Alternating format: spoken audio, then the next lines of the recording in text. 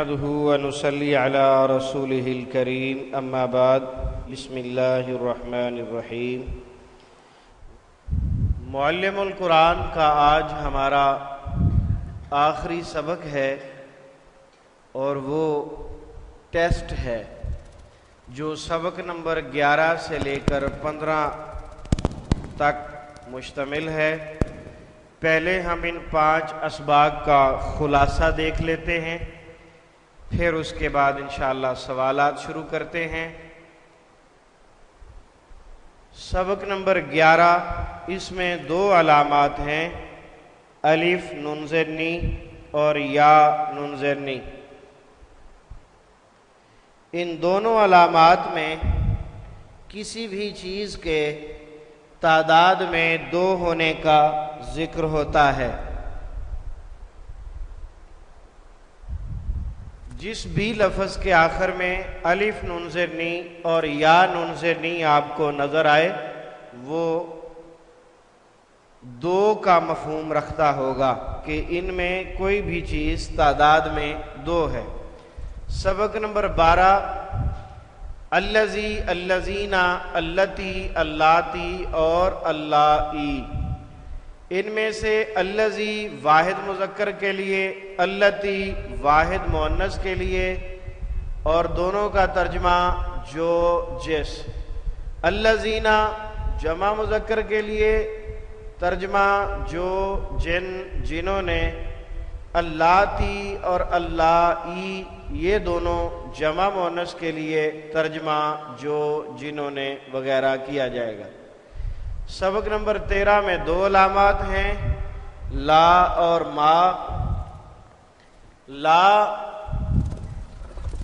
کا ترجمہ نہیں، نہ، مت کیا جاتا ہے۔ لا کے بعد اسم کے آخر میں زبر ہو تو پوری جنس کی نفی کا مفہوم ہوتا ہے اور ترجمہ کوئی نہیں کیا جاتا ہے۔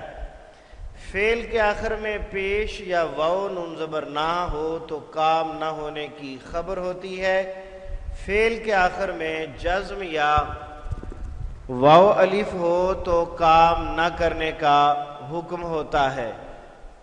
اس کے بعد ما ہے، اس کا ترجمہ نہیں بھی ہوتا ہے، نہ بھی ہوتا ہے، جو بھی ہوتا ہے، کیا اور کس بھی ہوتا ہے، اور بعض اوقات اس کا ترجمہ کہ بھی ہوتا ہے جب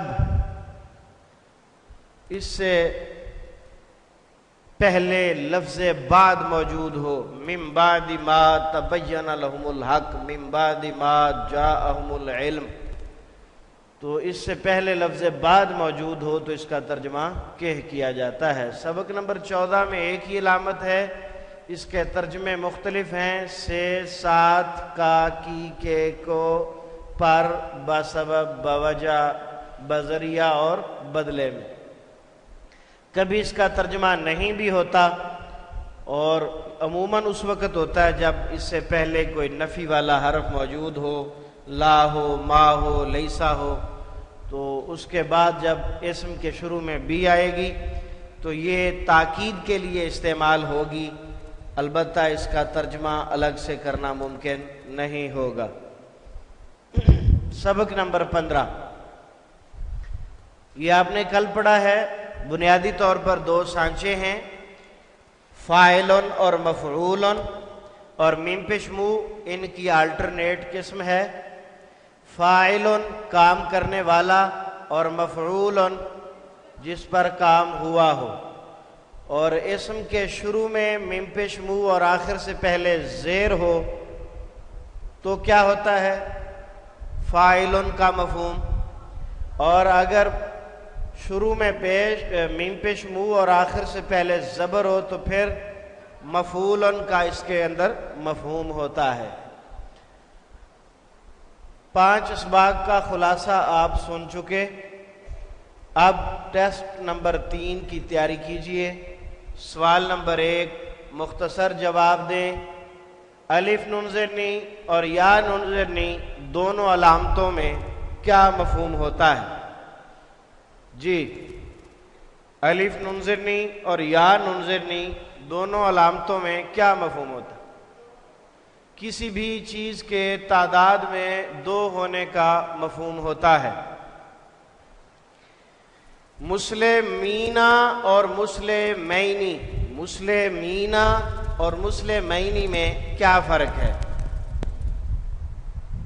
ہاں بیٹے، مسلمینا جمع مذکر کے لیے اور مسلمینی دو مذکر کے لیے۔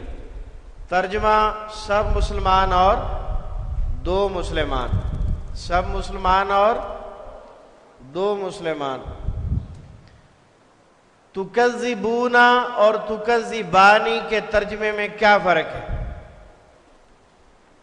تکذبونا جمع مذکر کے لیے تم سب جھٹلاتے ہو، اور تکذبانی دو کے لیے تم دو جھٹلاتے ہو۔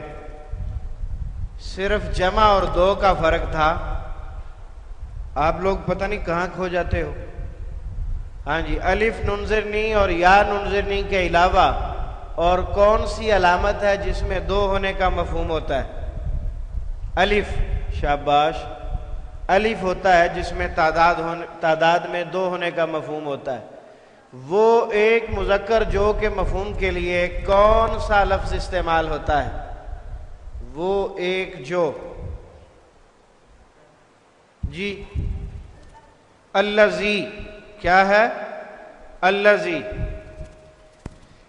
الذین میں کون سا مفہوم ہوتا ہے؟ الذین میں بیٹا اوپر الذی کے بارے میں بتایا ہوا ہے نا، تو نیچے الذین کے بارے میں بتا دو۔ وہ لوگ جو، جمع مذکر کے لیے وہ لوگ جو، اس کا مفہوم ہے الذی واحد مذکر کے لیے ہے اور الذین جمع مذکر کے لیے۔ اللاتی اور اللاتی کے مفہوم میں کیا فرق ہے؟ جی بیٹے آپ بتا دو۔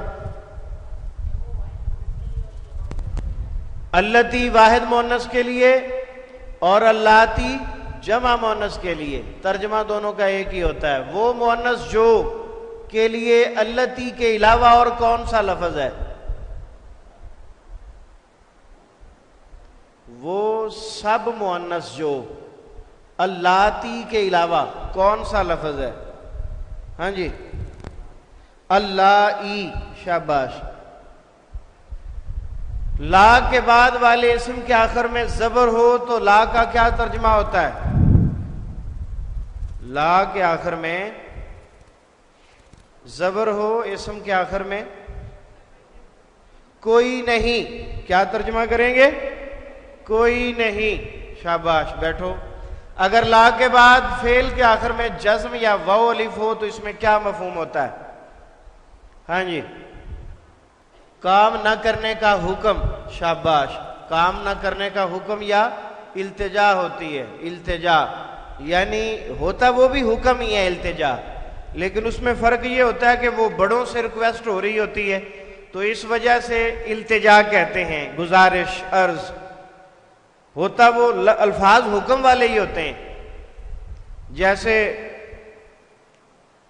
اللہ تعالیٰ سے دعا مانگتے ہوئے کہتے ہیں ربنا حب لنا، اے اللہ ہمیں عطا کر۔ اب اللہ کو تو کوئی حکم نہیں دے سکتا نا، الفاظ حکم والے ہیں تو ریکویسٹ ہے، درخواست ہے کہ اے اللہ ہمیں عطا فرما۔ اگر لا کے بعد والے فعل کے آخر میں پیش یا واو نون ہو تو اس میں کیا مفہوم ہوتا ہے؟ کام نہ ہونے کی خبر ہوتی ہے، شاباش بیٹھو۔ کام نہ ہونے کی خبر ہوتی ہے۔ ما کے مختلف معنی و مفاہیم میں سے کون کون سے ہوتے ہیں؟ اس کے مختلف معنی اور مفاہیم ہے نا، یہاں آپ نے اس کے ترجمے بتانے ہیں۔ ہاں جی ذرا اونچا بولنا ہے۔ جو، جس، کیا، کس، کا، کی، نہیں، نہ اور کے۔ جو، کیا، کس، نہیں، نہ اور کے۔ ما کے بعد اسی جملہ میں الا ہو تو اسم کے شروع میں بھی ہو تو اس ما کا کیا ترجمہ ہوتا ہے؟ اس ما کا ترجمہ نہیں ہوتا ہے، شاباش۔ علامت بھی کے 5 معنی تحریر کریں۔ جی آپ بتائیں۔ سے ساتھ پر کا کی کے کو اور بدلے میں با سبب. شاباش, بیٹھ جاؤ. علامت بی کے ترجمے کی کب ضرورت نہیں ہوتی؟ ہاں جی, علامت بی کے ترجمے کی کب ضرورت نہیں ہوتی؟ حرف نفی آ جائے اور اس کے بعد اسم کے شروع میں بی موجود ہو تو اس وقت اس کے ترجمے کی ضرورت نہیں ہوتی. شاباش. لیکن اس میں تاکید پیدا ہو جاتی ہے. کیا ہوتا ہے؟ تاکید پیدا ہو جاتی ہے. سوال نمبر 2, علامت پہچان کر غلط ترجمے کو درست کریں. علامت پہچان کر غلط ترجمے کو درست کریں. غلط ترجمہ آپ کے سامنے لکھا ہوا ہے, یحکمانی, وہ سب فیصلہ کرتے ہیں. ہاں جی, وہ سب فیصلہ کرتے ہیں. وہ دونوں فیصلہ کرتے ہیں یا وہ دو فیصلہ کرتے ہیں کی بات ہے. شاباش. ہاں جی, لا تخافو, تم نہیں ڈرتے ہو. لا تخافو, تم نہیں ڈرتے ہو. لا کے بعد واو الف ہے, کام نہ کرنے کا حکم ہے, تو لفظ مت سے ترجمہ کریں گے. جی, مت تم سب ڈرو. قالا, اس نے کہا. قالا, اس نے کہا. ہاں جی, ان دو نے کہا. شاباش, بہت اچھے. جی, لا تشرک, تو شرک, لا تشریکو ہے, تو شرک نہ کر. تو شرک نہیں کرتا ہے, کیونکہ یہ صرف خبر ہے اور جو لکھا ہوا ہے وہ حکم والا ہے. ترجمہ جو لکھا ہوا ہے اس میں حکم کا مفہوم ہے, جبکہ اس میں خبر ہے. لا کے بعد فعل کے آخر میں پیش ہے. لا تشرکو, تو شرک نہیں کرتا. معذب, عذاب دینے والا. معذب. ہاں بیٹا, بتا دو, آپ ہی بتا دو. ہاں جی, عذاب دیا ہوا یا دیا گیا ہوا ایک ہی بات ہے. لا تقتلون, تم سب قتل نہ کرو. تم سب قتل نہ کرو. ہاں جی, تم سب قتل نہیں کرتے ہو. شاباش. ہاں جی, مسلم نہیں, سب مسلمان.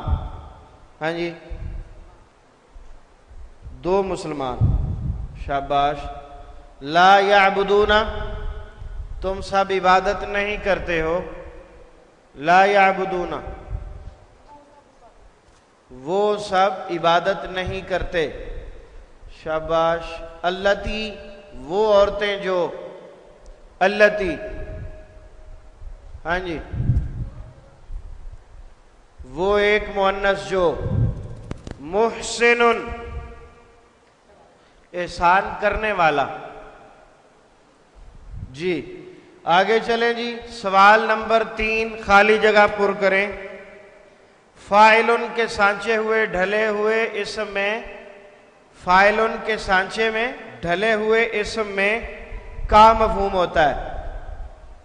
ہاں, کام کرنے والے کا. شاباش.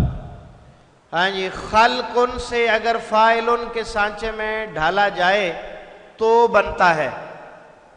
ہاں جی, خالقن بنے گا. کیا بنے گا؟ خالقن. شاباش. مفعولن کے سانچے میں ڈلا ہوا اسم کو ظاہر کرتا ہے. جی, جس پر کام ہوا ہو. شاباش. ظلمن سے مفعولن کے سانچے میں ڈھالیں تو بنتا ہے. جی, ہاں, مظلومن. شاباش. کاذبن کا ترجمہ ہے اور مکذوبن کا ترجمہ ہے. کاذبن. ہاں جی, کاذبن. ہاتھ صحیح طریقے سے اونچا کیا کریں. ہاں جی, آپ بتاؤ بیٹا. کاذبن کا معنی جھوٹ بولنے والا, اور مکذوبن جھوٹ بولا گیا ہوا یا جھٹلایا گیا. مکذوب, جھٹلایا گیا. شاباش. ہاں جی, اسم کے آخر میں میم پیش منہ اور آخر سے پہلے زیر ہو تو اس میں کا مفہوم ہوتا ہے. ہاں جی, آپ بتا دیں. کام کرنے والے کا، شاباش۔ اگر اسم کے شروع میں میم پیش منہ اور آخر سے پہلے زبر ہو تو اس میں کا مفہوم ہوتا ہے۔ ہاں جی، اور کون بتانا چاہتا ہے؟ چلیں آپ بتا دیں۔ مفعول کا مفہوم ہوتا ہے کام کیا گیا ہوا کا مفہوم ہوتا ہے۔ ہاں جی، مرسلن کا ترجمہ بھیجا گیا ہوا ہے، اور مرسلن کا بھیجنے والا، شاباش۔ ملعون کا ترجمہ لعنت کیا ہوا یا کی گئی ہوئی، اور مشرکن شرک کرنے والا۔ ہم تعریف کو کہتے ہیں، اور محمد کا ترجمہ تعریف کیا ہوا۔ جی الحمدللہ، ٹیسٹ نمبر 3 مکمل ہوا۔ سبحانک اللہم و بحمدک، اشہد ان لا الہ الا انت، استغفرک و اتوب الیک، وآخر دعوانا ان الحمدللہ رب العالمین۔